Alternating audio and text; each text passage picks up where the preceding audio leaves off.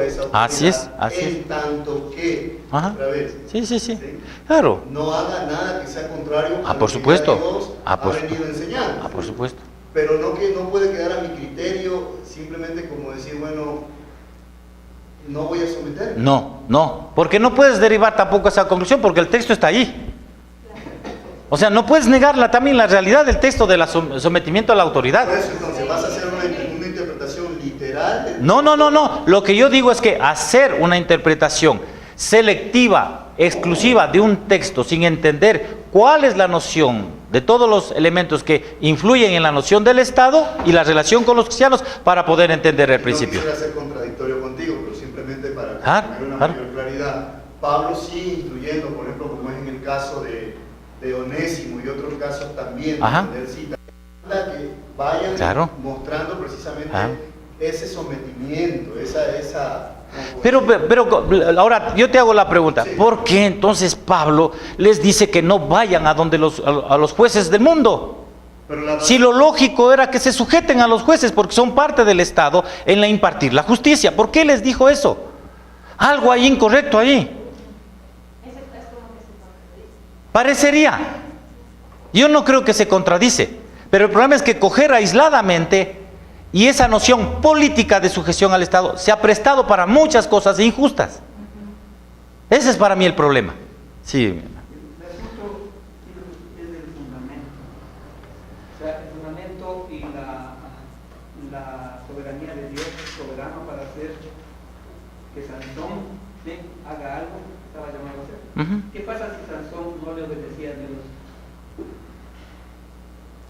O sea, no tuviéramos el relato de la Biblia, en la que nos enseña que por esa secuencia de hechos, aunque hayas leído eso de que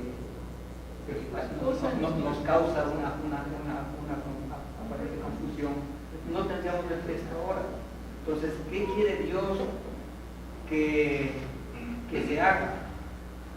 Aún por encima de sus preceptos, políticos y enseñanzas, todo eso parece que la soberanía de Dios tiene que darse. ¿Qué pasaba si es que Sansón no, o sea, qué pasa si Sansón no se rebela contra la autoridad de los filisteos, que eran los que mandaban ahí? Entonces, o sea, vamos a tener un montón de cuestionamientos para reflexionar, pero el asunto del fundamento. Dios en su soberanía tenía que hacer que Sansón termine con los filisteos, que fue lo que sucedió de esa manera. Claro. Sucedió de esa manera. ¿Quién le va a cuestionar a Dios? Después, porque como ese patrón de que le gustan solo las filisteas, Dios le abandona. Y las prostitutas también, no solo las filisteas, sino eran filisteas y prostitutas. Pero claro. Está la obra de Dios aquí está. Sí. O sea, evidentemente, ¿no es cierto? Evidentemente, por eso digo, o sea, otra vez, nosotros debemos entender cómo es el acomodamiento que Dios hace con su revelación. Él no ha dejado de ser soberano en el momento que acomoda su mensaje para que pueda ser entendido. Por ejemplo, que el escritor bíblico coja la noción del pacto que establecían los reyes con los estados vasallos, y dice, mire, esa noción, ese principio, ese criterio de un pacto, ese lo voy a escribir, voy a relacionarlo, inspirado por el Espíritu Santo. No significa que Dios ha renunciado a su soberanía. Lo que está haciendo es, en su soberanía, está haciendo un acomodamiento de su voluntad para que nosotros podamos entender. Porque de otro modo, no podríamos entender la noción de la soberanía. ¿Ve? Entonces eso es importante. Ahora, por ejemplo, yo por qué traigo a reflexión el pasaje de Romanos 13. Es porque nosotros vivimos la turbulencia política todo el tiempo, ¿no es cierto? Dentro de las iglesias ha sido un problema, porque estas cosas no están claras. ¿Por quién votamos? Y empezamos a pelear entre nosotros mismos, ¿no es cierto? Entonces, cuando hay un gobierno que está ligado a mi corazón, yo digo, hay que someterse a las autoridades. Cuando hay un gobierno que no es mi opuesto, según mi corazón, digo, no hay que someterse a las autoridades porque es injusto.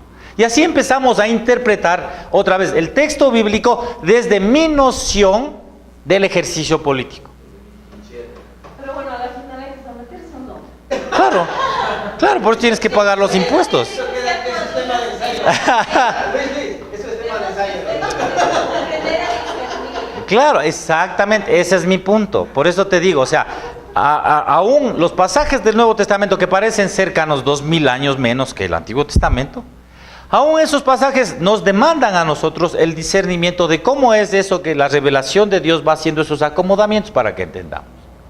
Porque claramente el estado, como te digo, en el Apocalipsis, porque han pasado desde lo que escribió Pablo a Romanos, han pasado hasta cuando se escribe el Apocalipsis, han pasado más o menos unos 30 años. Después de 30 años, Juan escribe del estado que es la bestia que sube del mar. ¿Sí ves?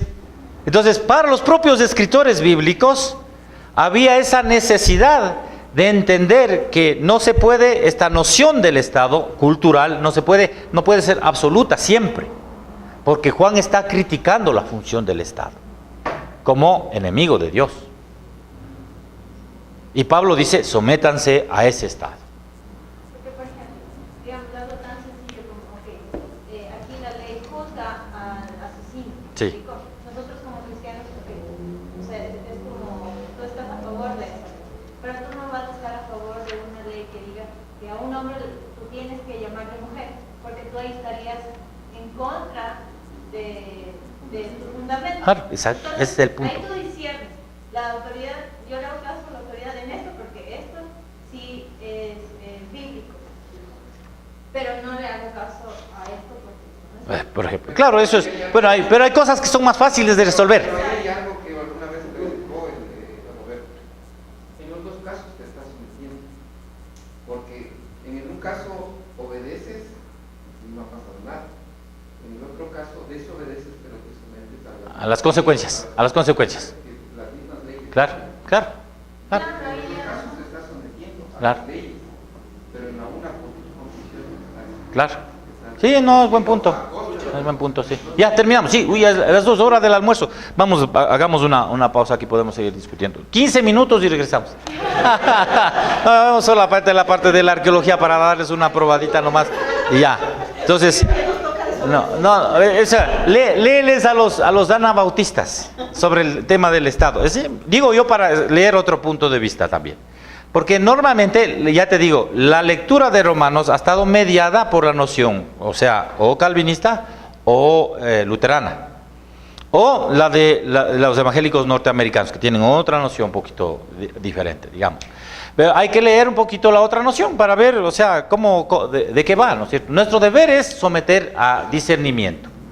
Y yo digo eso porque, otra vez, el mismo conflicto que encontramos con este tema vamos a encontrar con muchos otros temas también. ¿Cómo hacemos ese traslado, los principios? Entonces, ¿cuáles son esos principios? Ahí tienen ustedes el resumen en sus puntos, en sus hojitas. Oremos entonces. Señor, te damos las gracias una vez más por la instrucción tuya, Señor. Sabemos que vivimos en un mundo caído y nosotros también somos parte de él, del cual tú nos has redimido y nos has dado una mente nueva, conforme a tu voluntad, un corazón nuevo para obedecerte, Señor, y asimismo ser desafiados con estos temas que implican remover a veces preconceptos establecidos, pero sabemos, Señor, que tú, el llamado tuyo es a que nosotros impactemos la cultura con el Evangelio, viviendo la justicia tuya, y el llamado que tú nos haces a ser fieles a ti. Por eso te rogamos que perdones nuestros pecados, nos des de tu Santo Espíritu para saber discernir y poder vivir la vida conforme a tu voluntad. Te agradecemos también por los alimentos que nos servimos, en el nombre de Jesús. Amén. Vamos. Mande. Aquí. Sí, aquí. No, aquí está, ¿no? Vamos.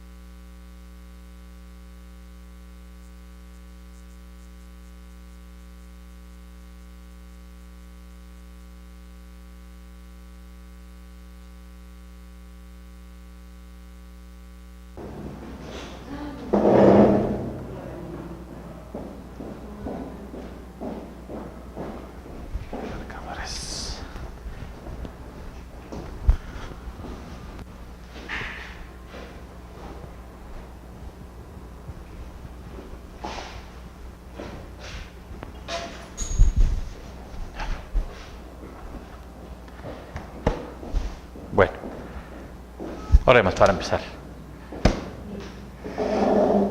Oremos. Amado Señor, te alabamos y te damos las gracias por este día de vida que nos regala, Señor, por la oportunidad que tenemos de estudiar, de prepararnos para el ministerio de la predicación, de la enseñanza y del testimonio de la fe.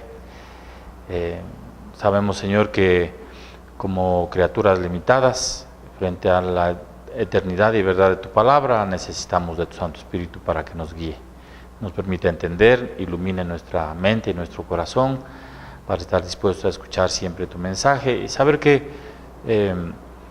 siendo así, tú has provisto los recursos para que nos capacitemos, Señor. Te agradecemos porque así lo has dispuesto, Señor, conforme a tu buena voluntad. Bendícenos, guíanos, Señor, permítenos entender tu mensaje, tu palabra, para poder compartir con los demás las buenas nuevas de salvación, de manera consistente, de manera bíblica, de manera completa. Gracias, Señor, una vez más. Bendícenos en Cristo Jesús, oramos. Amén. Muy bien, vamos a leer un ratito en la Biblia. No sé si salgo en cámara, pero ni modo. Bien, en Génesis, hablamos de Génesis 1, del 26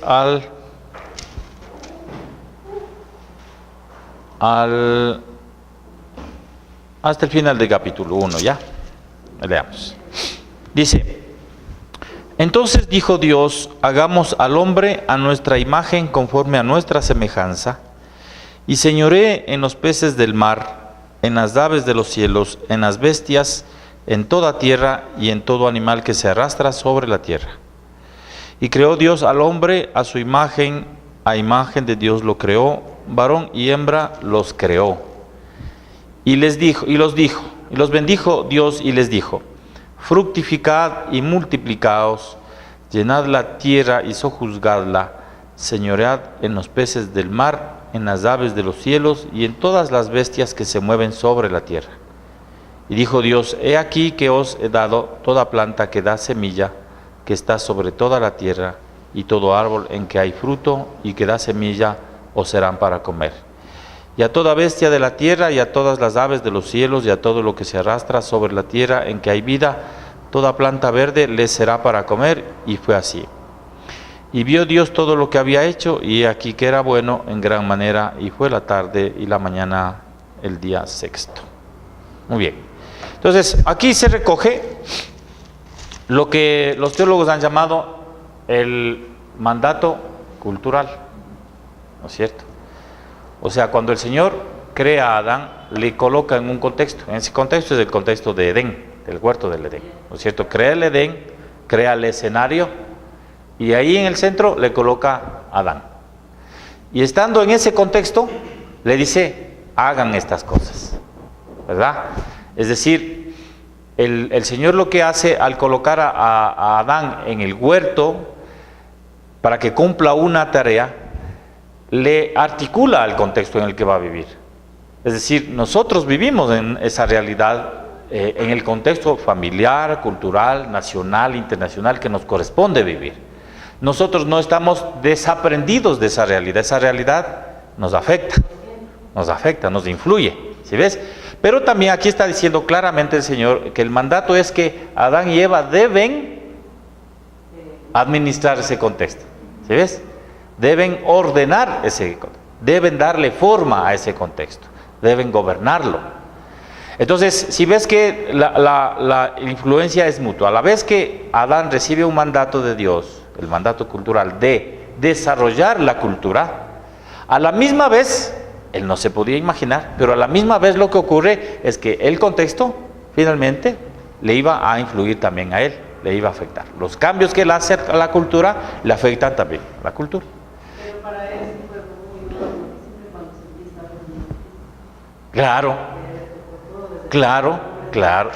Claro que sí. No, pero el punto está en que eso fue parte de la tarea. Ahora, la tarea de desarrollar la cultura no es fácil. Claro, pero nota que nosotros como creyentes, por ejemplo, en Cristo Jesús, también tenemos esa misma tarea. Pero ya está ya. Pero, no, claro, hay un desarrollo cultural, ¿no es cierto?, venido desde milenios atrás, ¿cierto? pero al cual nosotros somos llamados también a influir. O sea, no es que ya está la cultura y ya está, ya se acabó. No, a nosotros también se nos da esa orden. Entonces, eso es lo que vamos a ver la primera parte, ¿ya? Entonces, solamente revisemos un poquito el material de la guía que ustedes tienen para darles un poquito la orientación. Dice: el curso busca explorar los temas relativos a los pueblos que influyeron en la historia de Israel en el Antiguo Testamento. Se tratará de manera particular su historia, cultura, arqueología, geografía y regiones de los pueblos aledaños. El curso se diferencia de una introducción al Antiguo Testamento en el sentido que su objeto de estudio no es el texto bíblico, sino aquellos aspectos que lo rodean y lo ubican en la historia humana y su relación con el relato escritural. Entonces, ahí está la explicación. No vamos a hacer una introducción al Antiguo Testamento, ¿sí? No vamos a revisar quién es, digamos, cuál es el contenido de los profetas, cuál es el contenido. No vamos a revisar eso. Ni nos vamos a detener mayormente en los personajes bíblicos, ni en el mensaje mismo, sino más bien en la historia que hay detrás, en el telón de fondo del relato bíblico. Eso es lo que queremos ver. Ahora, hay una tendencia actual en la teología de hablar por una parte, de la contextualización del Evangelio. Es decir, cuando nosotros proclamamos el Evangelio, ¿cómo lo hacemos pertinente a nuestra cultura? Actual a nuestra cultura, pero sobre todo entendiendo que el mensaje del Evangelio tiene algo relevante que decir a la cultura ahora. Y por lo mismo, debe entenderse el Evangelio primero en su cultura. Es decir, vamos a entender tanto el Antiguo como el Nuevo Testamento en su cultura, para ver qué quiso decir el mensaje bíblico en su cultura, para entonces que aplicarlo a nosotros en nuestra cultura. Pero a la vez hay otra corriente un poco más radical, digamos, en ese sentido, de que más bien lo que se está haciendo es haciendo una lectura cultural de la Biblia. Es decir, desde las etnias, desde las culturas diversas, se hace una lectura de la Biblia. O sea, la cultura se vuelve la clave de interpretación de la Biblia. No es lo mismo la contextualización del Evangelio que una lectura de la Biblia en clave cultural. Pongamos un ejemplo.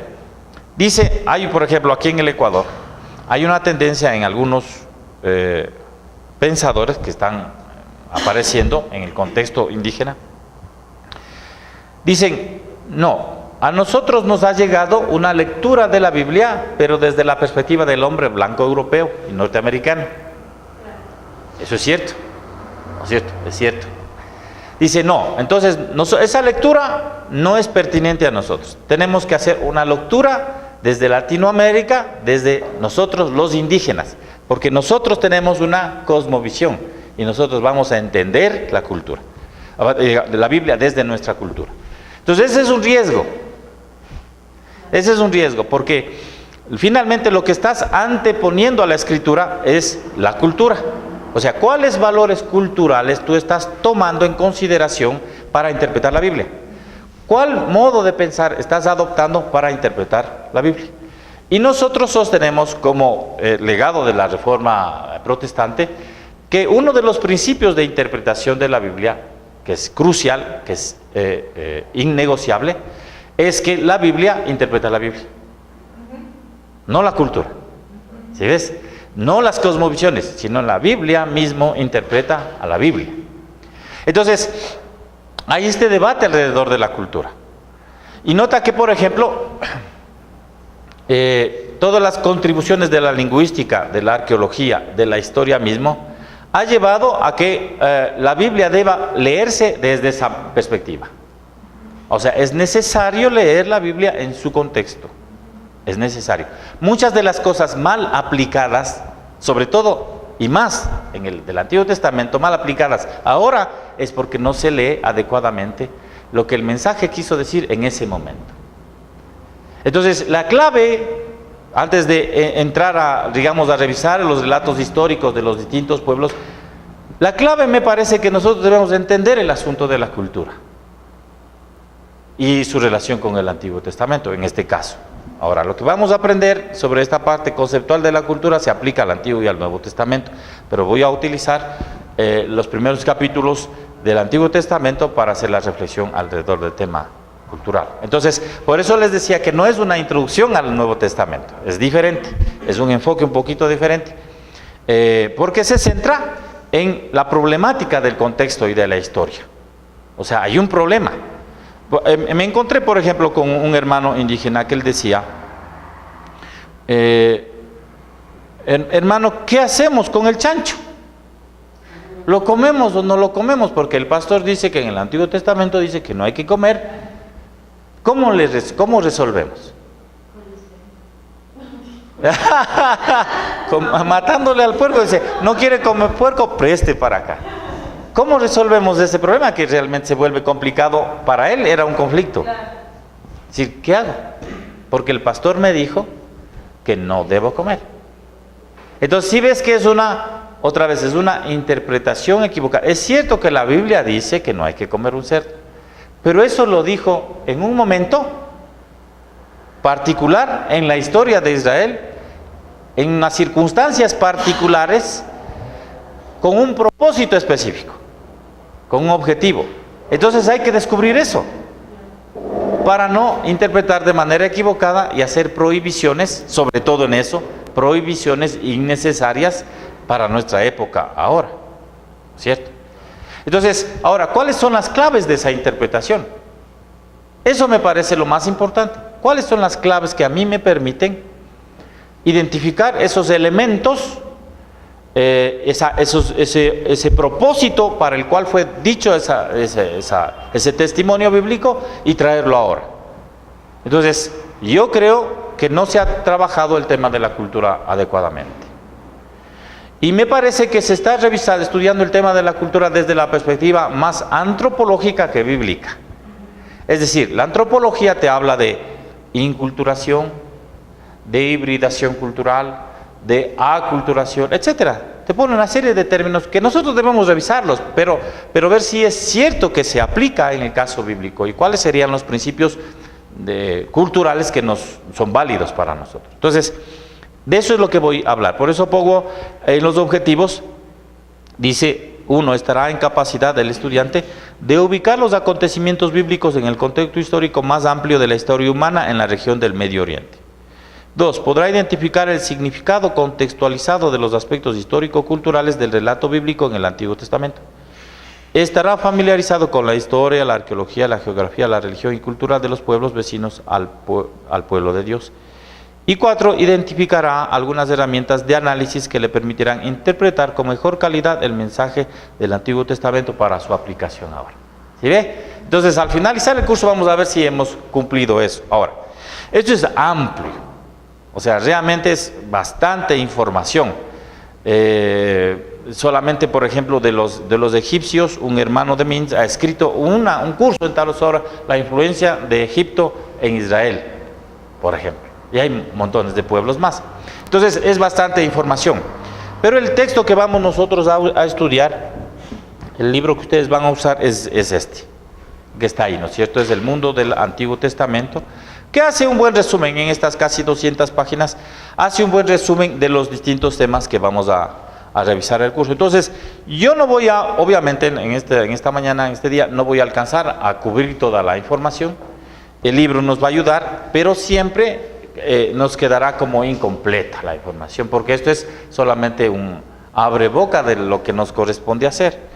Ahora, lo que yo he encontrado es que en estos últimos años, digamos desde hace unos 40, 50 años más o menos, se ha empezado a escribir más o menos copiosamente alrededor de este tema.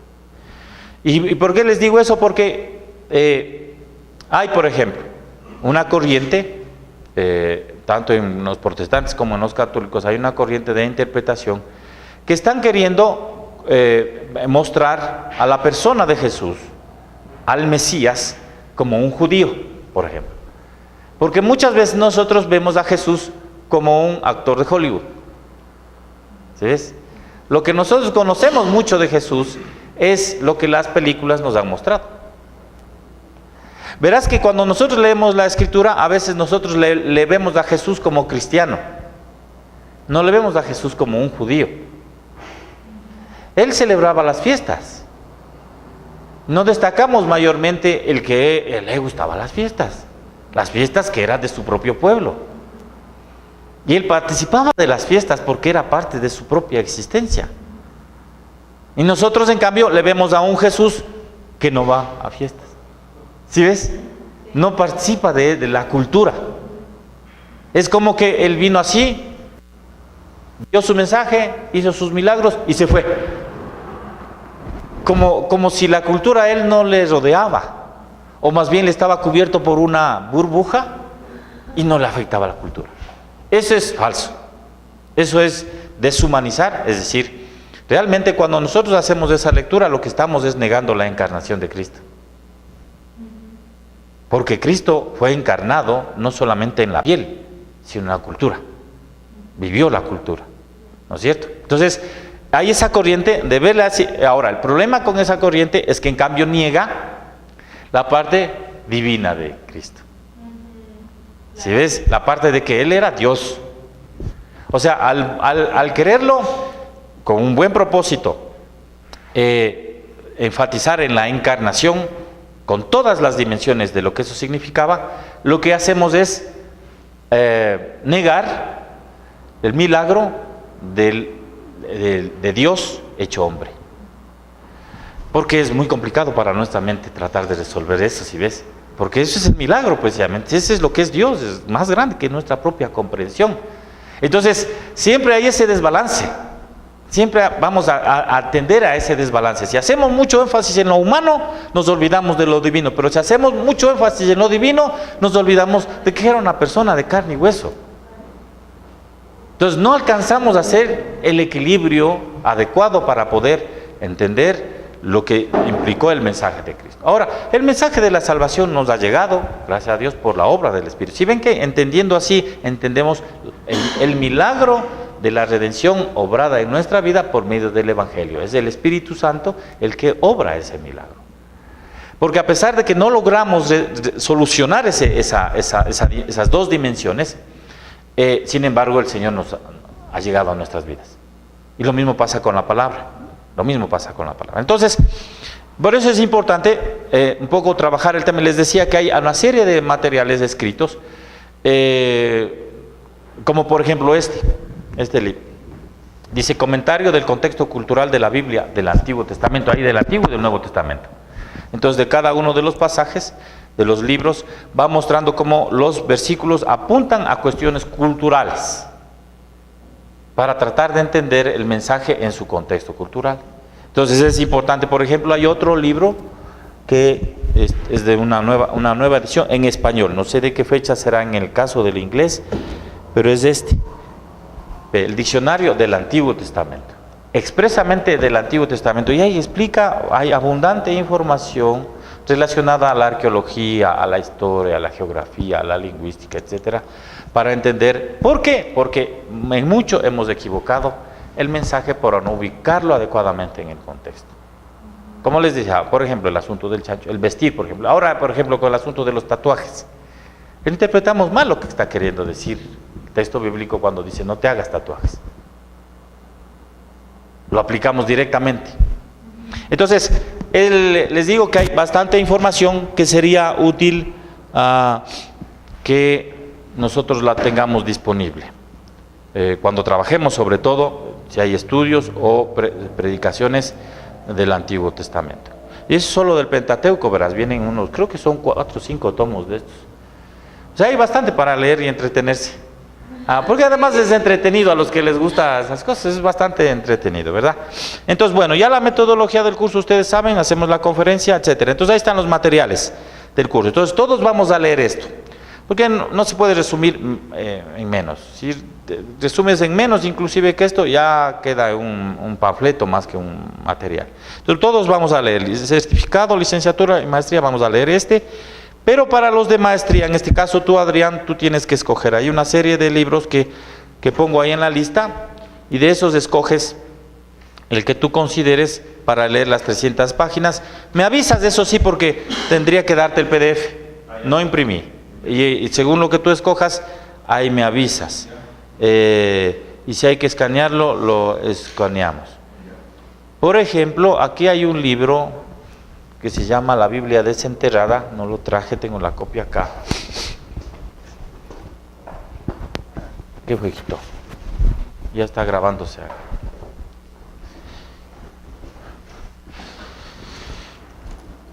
Entonces, que cuando yo lo revisé me quedé desconcertado.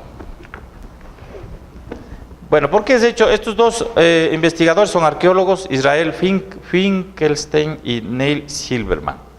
Son dos arqueólogos judíos que escribieron este libro en el 1995 que se llama La Biblia Desenterrada, donde hace precisamente una nueva visión arqueológica del antiguo Israel y de los orígenes de sus textos sagrados. Entonces ellos vienen a dar un tablero, a una patada en el tablero del ajedrez de la arqueología bíblica. Porque dice, a partir de sus investigaciones arqueológicas, dicen, por ejemplo, cosas como estas. Es con la restauración de Josías, en el año 600 más o menos, antes de Cristo, donde se escribieron los libros de la Biblia. ¿Por qué? Dice, porque el rey Josías, siendo que él hace una revolución en el quehacer político de Israel, él necesitaba un sustento ideológico. Y él escoge, entre los escribas, a un equipo redactor, que escriba de tal manera que los libros le permitan a él sustentarse en el trono. ¿Cómo? Obviamente escribiendo el Pentateuco y mostrando toda la línea de David, etcétera, que le permita a él ejercer como rey. Entonces, en realidad dice, la Biblia son libros políticos, ideológicos, con un interés particular. Y van demostrando con argumentos arqueológicos de que fueron escritos en esa época, etcétera. Entonces, inquieta, ¿no? Inquieta porque dice, bueno, si fuera el caso de que es cierto, ¿con qué nos quedamos nosotros? Claro, o sea, finalmente, ¿en qué creemos? ¿En este proyecto ideológico de un rey? ¿Dónde queda la verdad? ¿Dónde queda Dios? ¿Dónde queda David? ¿Dónde queda Moisés? ¿Dónde quedan todos estos? Si son solamente personajes elaborados para dar una base política a un rey. Entonces, es inquietante. ¿Mandé? Claro, o sea, todo. Entonces, pero bueno, esa es solamente una perspectiva de ellos, una perspectiva arqueológica. Cuando comentaba con un amigo sobre esto, a él le pareció que, bueno, adoptan esa postura, digamos. ¿Cómo? Entonces, ahí está la cosa, ¿no es cierto? Pero bueno, ahí hay una serie de libros que de pronto, y normalmente cuando se encuentra uno materiales de estos son libros bien gruesos. Por ejemplo, hay un librito de Vaux, no sé cómo se pronuncia en el francés, sobre las instituciones del Antiguo Testamento. Está, por ejemplo, la familia, el matrimonio, el templo, es decir, cómo es que se desarrollan en un contexto todas estas instituciones sociales o instituciones políticas del Antiguo Testamento. Entonces, hay bastante, digamos, información y no vamos a ahondar mayormente en eso porque realmente no alcanzaríamos a revisar. Entonces, ya, ahí está, luego tenemos que hacer, ya está la parte de la evaluación del curso y los requisitos para aprobar, ¿cierto? Entonces, en la parte donde dice requisitos para aprobar, está indicando lo que tienen que leer, por ejemplo, para las semanas. Entonces, dice semana 1, capítulos 1, 2 y 3. Semana 2, la lección, capítulo era, le puse, no le he cambiado ahí. Sería capítulo 4 y 5, semana 3, capítulo 6 y 7, y semana 4, capítulo 8 y 9. Y con eso terminamos. De ahí a hacer el ensayo y escribir. Con el asunto del ensayo no se compliquen mucho. Busquen un tema que tengan interés, lo investigan y lo escriben sobre el Antiguo Testamento. Luego están los cuestionarios que ustedes tienen ahí. ¿Ya? Entonces ahí están los temas. Espero alcanzar a cubrir después de las preguntas está lo que dice la conferencia del curso, el contexto histórico y cultural del Antiguo Testamento. Espero alcanzar a cubrir al menos unos 4 o 5 de estos temas. No creo que alcance con todos. Pero si hay preguntas, más bien podemos ir desarrollando alrededor de eso. Entonces voy a dar una breve introducción y ahí el tema de las ciencias auxiliares del estudio de la Biblia. Y ahí me detengo un poquito en el tema del texto, cómo nos llegó, cómo se formó el texto del Antiguo Testamento y nos ha llegado, y cuál es obviamente la confiabilidad del texto, porque eso es lo que les decía. Este Wittgenstein cuestiona cómo es que llegaron los textos hasta nosotros. Él dice, no hubo un proceso de legado anterior o de redacción anterior. Es simplemente en ese momento que fue necesario y se recogieron ciertos mitos, ciertas referencias a los antepasados y ya, y se escribió. Otra de las cosas que él, por ejemplo, dice, que Josué nunca conquistó la tierra de Canaán. Que dice que la evidencia arqueológica demuestra que no hubo tales batallas, que no hubo tales ciudades, que no hubo tal destrucción de las ciudades, que no hubo un ejército, que no hubo Josué. Fíjense.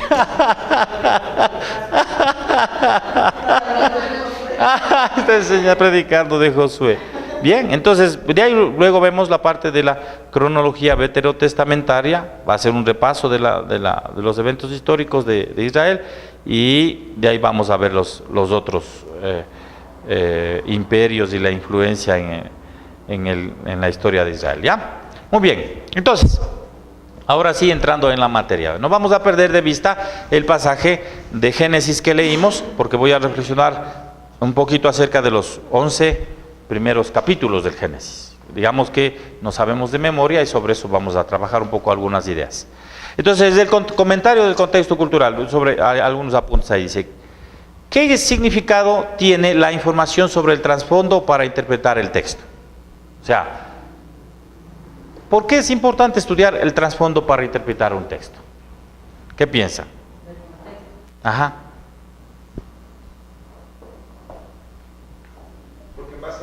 En base a todo ese contexto que incluye, digamos, cultura, contexto social, económico, se da determinado hecho. Ajá. O sea, se explica determinado. Sí, exactamente. Esas son las condiciones que llevan a que se cumpla un determinado acontecimiento. ¿Cómo no? Pongamos un ejemplo nuestro. ¿Cómo entendemos nosotros la dolarización? Que nosotros hayamos adoptado el dólar. ¿Cómo entendemos? No podemos nosotros decir que en un momento determinado el pueblo se puso de acuerdo y aceptó y dijo, está bien, que el dólar sea nuestra moneda. No, eso no se entiende. O sea, por ejemplo, los europeos cuando vienen acá dicen, pero ustedes, ¿por qué no tienen su moneda? ¿Por qué tienen el dólar? O sea, está mal que tengan una moneda de otro país, pues. Entonces, ¿qué tienes que hacer tú en ese caso? Explicar todo lo que llevó a que llegue la dolarización. Si no, no logras entender. Entonces lo mismo pasa acá, ¿cierto? Lo mismo pasa acá. ¿Cómo es que Israel sale de Egipto? ¿Por qué? ¿Qué pasó? ¿O es solamente que, claro, los patriarcas dijeron, sí, Señor, vamos donde tú nos guíes, que en efecto eso es lo que ocurre, vamos a Egipto, ahí nos quedamos 400, porque tú ya dijiste a Abraham que nos vamos a quedar, nos quedamos aquí, y de ahí, cuando venga otro, entonces nos vamos. No, hay circunstancias históricas que a ellos les va llevando a tomar ese tipo de decisiones. Ahora, vivir en los casos 435 años o 400 años en Egipto, ¿no les habrá cambiado su manera de pensar? Sus hábitos, ¿no es cierto? Su cultura, es decir, entraron hebreos y salieron hebreos. ¿Se das cuenta? ¿Sí ves? O sea, eso finalmente es lo que ocurrió. No en todo, pero finalmente es lo que ocurrió. Porque acuérdate que entraron ¿cuántas personas? Como 70 nomás eran que entraron a Egipto. Era una familia nomás. ¿Y cómo salieron? Salieron unos 2 millones. Unos dicen 2, otros dicen 4. Unos dicen que no eran tantos, que a lo mejor eran unos 200,000, lo que sea. Pero ya no eran 70. ¿Sí ves? Entonces hay factores que influyen. Entonces, ahora lo que nosotros debemos saber es que el mensaje teológico no depende de conocer cada lugar ni cuál es el trasfondo cultural. Una cosa es el acontecimiento histórico y otra cosa es el mensaje teológico que hay detrás. El mensaje teológico, la verdad bíblica no cambia porque encuentres o no restos arqueológicos. Hasta el siglo XVIII no había la ciencia de la arqueología. Entonces no se esperaba que los artefactos arqueológicos demuestren que la Biblia es verdadera. No. Porque la fe no depende de la evidencia arqueológica. Lo mismo que la Biblia. La Biblia no necesita, en su mensaje teológico, ¿sí ve? No necesita la corroboración de los eventos históricos. Aun cuando sabemos que ocurrieron eventos históricos. Pero no necesita, porque otra vez, no podemos nosotros decir que porque nosotros no encontramos las ruinas de Jericó o las ruinas de Nínive, no existió. Porque el texto bíblico no busca darte evidencia histórica, ¿no es cierto? Sino cuál es el propósito del texto bíblico. Ajá, Cristo. ¿Cuál es el propósito del texto bíblico? ¿Qué dice? Nosotros sabemos que evidentemente el foco es el Evangelio y es Cristo, ¿cierto? Este es el centro de toda la revelación bíblica. Pero ¿cuál es el propósito? La voluntad de Dios. ¿Qué más? El que estaría aquí, la salvación. Muy bien, ¿qué más? La adoración a Dios. ¿Ya? ¿Cómo? Camino. Vamos a ver. Todo eso es cierto, porque está ligado a esto. Pero todo el relato del testimonio bíblico lo que muestra es a Dios obrando en la historia humana. Eso es lo que es el testimonio de la Biblia. La Biblia no fue escrita para darte datos geográficos, sino ver que Dios actúa por medio de un pueblo en la historia, con propósitos salvíficos, como ustedes bien le ponen.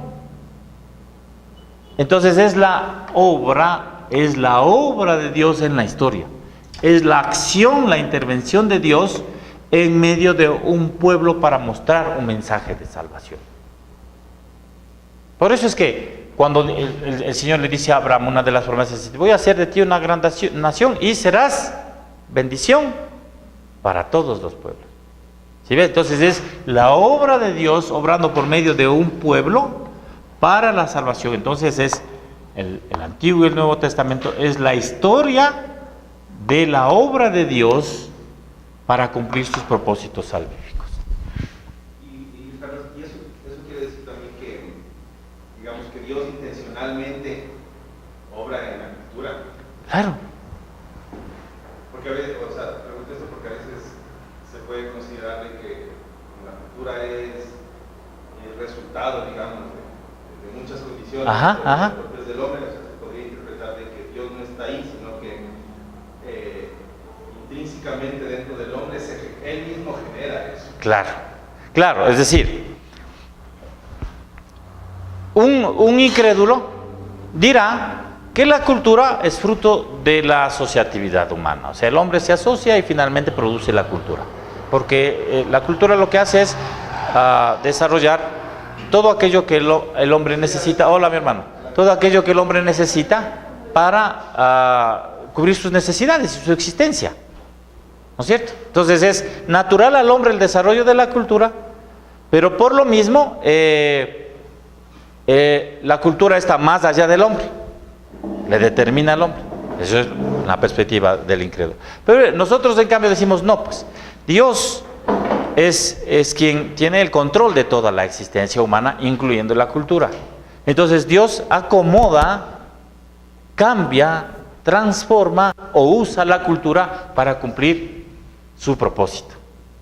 Ahora, ¿cómo? Esa es la pregunta. ¿Cómo? Ahora, es importante indicar que lo que ha ocurrido en mucho del pensamiento bíblico, del pensamiento teológico, el desarrollo de las teologías, es que no se había tomado en cuenta ese aspecto. Si vos, por ejemplo, vas hasta el siglo, digamos la Reforma protestante, el aspecto cultural no tenía la relevancia teórica o de reflexión que ahora tiene. Allá era que había que depurar el evangelio que había sido distorsionado. Fruto de eso, de centrarse en el evangelio, cambian vidas, cambian pueblos y cambian la cultura. Pero no podemos nosotros decir que ellos intencionalmente dijeron hay que cambiar la cultura. Porque esa no era tema de reflexión. Eso te digo, eso viene siendo tratado en los últimos años. Y eso es lo que vamos a ver aquí en la primera parte. O sea, porque la cultura juega un rol importante en la comprensión del hombre y en la obra de Dios. Juega para poder entender cómo esto actúa plenamente, ¿cierto? Entonces vamos a tomar en cuenta ese aspecto y lo vamos a desarrollar un poquito más adelante, ¿no es cierto? El segundo, digo, que todas las pruebas de historia y arqueología no demostrarían que los sucesos, por ejemplo el Éxodo, hayan sido orquestados por Dios, aunque para el autor bíblico es lo más importante. ¿Sí ve? Es decir, si nosotros no encontráramos vestigios arqueológicos sobre la salida de Israel en Egipto, eso no cambia el mensaje. No cambia de ninguna manera. Porque el autor bíblico lo que está intentando es mostrar esto. Hola. Buenos días. Sigan.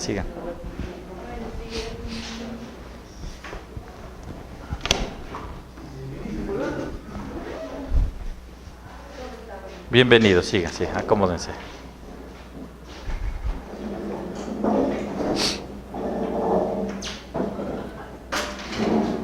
Bien, ¿de acuerdo?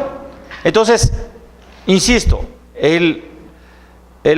para el autor bíblico lo más importante era mostrar la obra de Dios en la historia por medio de su pueblo, para mostrar los propósitos salvíficos.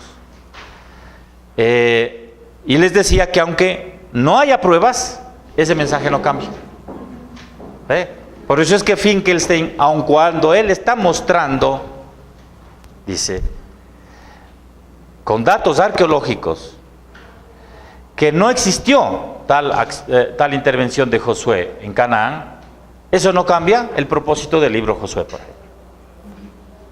Ahora, una cosa que es importante tomar en cuenta con el asunto de la arqueología, porque mucho se recurre a la arqueología, a los datos, es que, como dicen los mismos arqueólogos, la arqueología siempre tiene la penúltima palabra. ¿Ve? Porque ha cambiado, o sea, finalmente la arqueología está expuesta a que se encuentre otra cosa y tengan que cambiar sus argumentos. Pero los métodos también que dan para determinar la antigüedad de ciertas cosas han cambiado. Claro, y es el problema, y los arqueólogos a veces no están dispuestos a ajustarse a los nuevos hallazgos.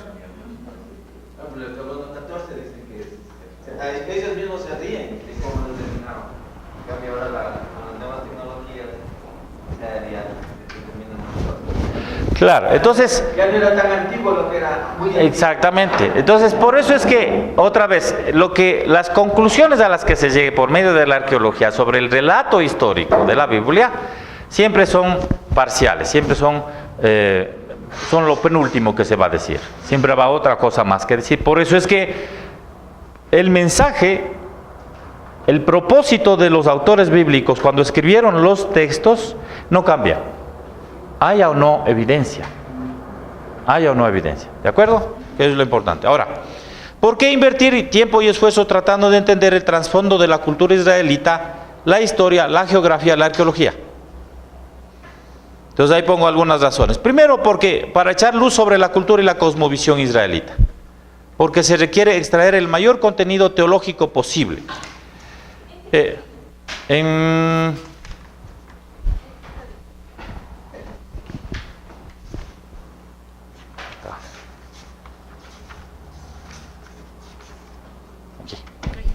Ese no, a ver, ese no tengo.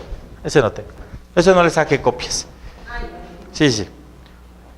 Puedo darles después porque es solamente una hoja suelta que que estaba relacionada con otra cosa. Entonces, estudiar estos elementos del contexto cultural ilumina a entender la cosmovisión y el pensamiento israelita y cómo vivió el pueblo. Por eso es importante empezar a trabajar alrededor de eso. Mire, por ejemplo, estaba conversando el otro día con Pablo, con mi hijo. Me dice, las pinturas del medioevo, por ejemplo, sobre los patriarcas, les pintaban como si fueran caballeros medievales. ¿Por qué?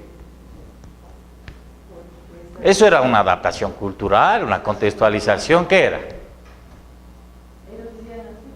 Sí, pero ¿por qué hicieron eso ellos? No, simplemente porque ellos no sabían cómo es que vivían los patriarcas. Exceptuando lo que en el texto bíblico está, no sabían cómo vestían, qué comían, qué hacían, no sabían, no conocían. Claro. ¿No es cierto? Los ejércitos de Josué eran pintados como ejércitos medievales, porque no sabían cómo era, no sabían el contexto, ¿sí ves? Las condiciones históricas, culturales, cómo es que eran. ¿Perdón? Claro. Claro, o sea, ¿ves por qué no? ¿Sí ves? No conoce. Claro, por eso les decía acerca de Jesús, que lo que nosotros tenemos no es un Jesús judío, sino tenemos un Jesús de Hollywood. Hollywood, ¿no es cierto? Entonces ese es un problema. Porque, otra vez, lo que hacemos es negar la encarnación de un Dios que se encarna, pero judío. ¿No es cierto? Entonces esa dimensión nos falta. Entonces, hacer este esfuerzo de buscar el trasfondo nos ayuda a iluminar un poco la cosmovisión y para poder extraer mayor contenido teológico posible. Segundo, se intenta buscar el significado teológico en los detalles. ¿No es cierto? Porque primero hay la tendencia a leer los textos con nuestros propios conceptos culturales. Entonces, por eso hay que trabajar un poco las reflexiones alrededor de cómo es que era en la época en la que se escriben los textos, del pueblo que se está hablando, de las personas, tratar de entenderles a ellos, porque el mensaje fue para ellos. Pero muchas veces nosotros hacemos desde nuestra perspectiva, pensar en el pueblo de Israel. Por ejemplo, a los profetas, y es una lectura que se llama anacrónica, ¿no es cierto? A los profetas, la lectura anacrónica de la teología de la liberación les hace ver cómo rebeldes, marxistas casi, ¿no es cierto?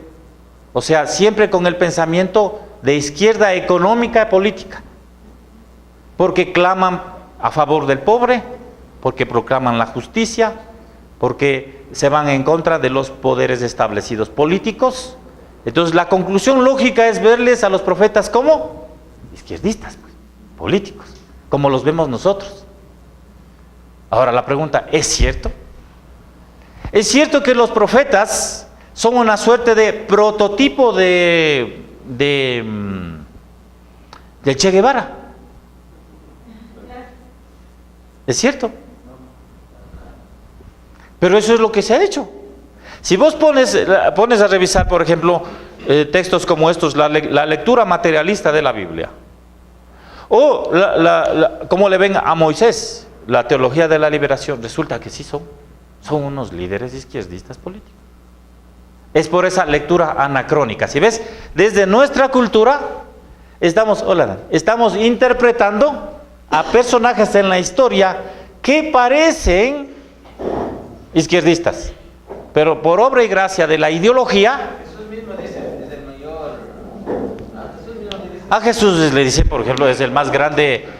Acá también hay puestos, por favor, si desean. Es el socialista, el revolucionario más grande, etcétera. ¿Sí ves? Entonces, es el problema, porque lo que se hace es una lectura anacrónica. Leemos los textos bíblicos con nuestros presupuestos culturales. Pero, o sea, ¿y cómo hacer esa lectura un poco imparcial? Porque la misma lectura te parcializa. Exacto, claro. Porque nosotros, por ejemplo, en el caso de América Latina en general, nosotros hemos sido muy influenciados por el socialismo, por ejemplo. Y tendemos siempre a hablar y ver las cosas desde esa perspectiva. Entonces, primero tenemos que ser conscientes de esa realidad, que hemos sido influenciados. Y conocer esos principios ideológicos, digamos, para poderlos cuestionar o usar o como quiera que sea, no importa. Pero la clave está en que ser conscientes de nuestros determinantes culturales. Siendo conscientes, no usar esas claves en la interpretación del texto bíblico, sino más bien ser honestos en el acercamiento al texto bíblico, en los personajes bíblicos, y verlos como son, como personas que vivieron en una época. ¿Cómo funcionaría la transculturación? La transculturación. ¿Qué entendemos primero como transculturación? Coger algo fuera de nuestro contexto y aplicarlo a